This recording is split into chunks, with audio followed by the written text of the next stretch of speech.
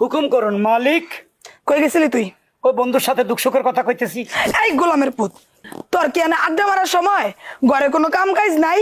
আর তুই কি ভুললে গেছস যে আজকে জানুয়ারি মাসের 31 তারিখ, কালকে যে ফেব্রুয়ারি মাস শুরু হইব, আজকে হিসাব নিকাশটা ক্লোজ করতে হইব না? করছো? আমি একলা করবো কেন? তোরে লাগবো না? না আমার তো আবার লেখাপড়া একটু কম। তোর কি করছিস লিখতে? আমি যা যা কমো তুই এই টাকা দিয়ে কি কি করছিস সেইটা আমার হিসাব দিবি। বলুন।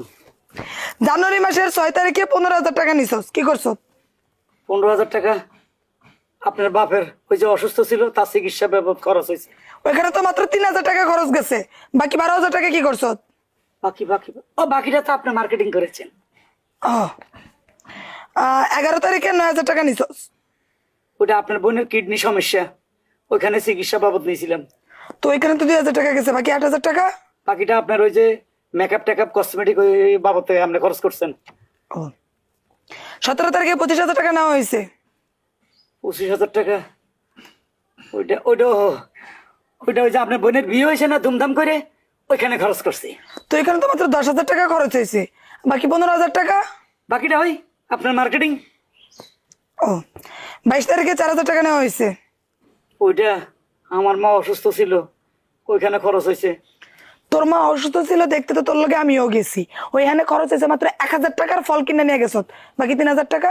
ওই যে আপনি মেকআপ করে আমার সাথে গেছেন দেন মেকআপে খরচ হয়েছে। পার্লার খরচ। 27 তারিখে 3,000 টাকা নিছত, কি করছত? ওইটা ওইটা আমার আব্বার জন্য নিয়েছিলাম।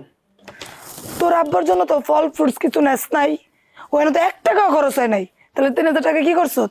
বিশ্বাস করেন ফল নিনে ঠিক আছে, আব্বার বাসা যাইতে 200 টাকা রিক্সা ভাড়া গেছে, আর 250 টাকা দিনে আপনার শাড়ি কিনে দিলাম। 29 তারিখে 10,000 টাকা নিয়ে কি করছত? এটা সত্যি সত্যি কবি। আম্মা আপনি ভুলে যান সবকিছু। 9,800 টাকার বাজার বুঝে দিলাম না। ইলিশ মাছ, কাঁচা বাজার, আলু। বুঝছি তোর গীত গাওয়া লাগবে না। 9,800 টাকার বাজার করছস, 10,000 টাকার মধ্যে তো আরো 200 টাকা আছে, ওই 200 টাকা কি করছস? ওই 200 টাকা একটা ঘটনা ঘটে গেছে। কি? মানে আমার ল্যাংটাকালের একটা বন্ধু খুব আপন ছিল, স্কুলের মাঝে দুজন একসাথে দুষ্টমি করতাম, হঠাৎ তার লগে দেখা হয়ে গেছে।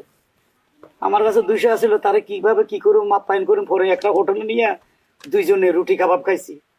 কি?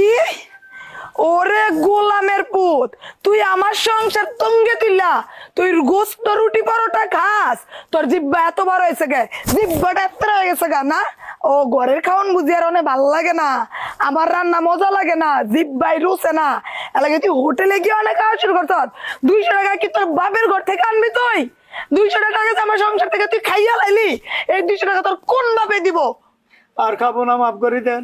আর খাবি না? ওই 200 টাকা তোর পেট থেকে বের করে দে, দে পেট থেকে বের করে। তো অপারেশন থিয়েটারে যাইতে হইব। তুই কই যাবি না? তুই জানস তুই ভিক্ষা করে আনবি না চুরি করে আনবি না ডাকাতি করে আনবি? তুই জানস আমার 200 টাকা আমার ফেরত দিবি। তুই বন্ধু লিয়া খাইলি কেন? খাওয়ার আগে একবার আমার জিগাইছ? ঠিক আছে আমার বন্ধুরে যাই ধরবো, হালাল ফাল 8 টাকা ফেরত দে। গোলামের পুত, হেই বেড়া তোর এতগুলা টাকা খাইছে, তোর কি মনে হয় এই কারির টাকা তোরে ফেরত দিব? তুই কান ধর, কান ধর।